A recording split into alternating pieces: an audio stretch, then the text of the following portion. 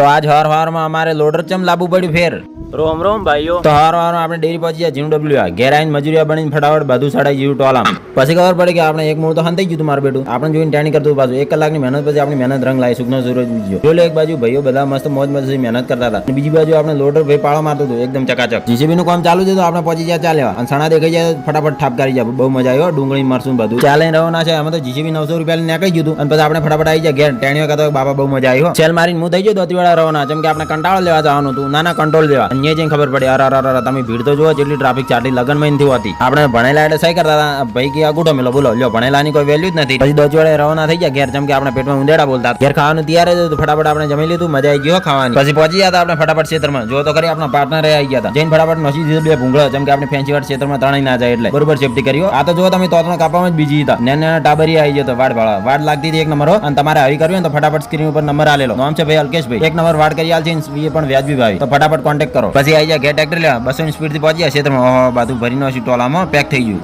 કોમ પટાવજી પડી ગઈ હોય તો આપણે મળશું કાલના નવા બ્લોગમાં જય માતાજી.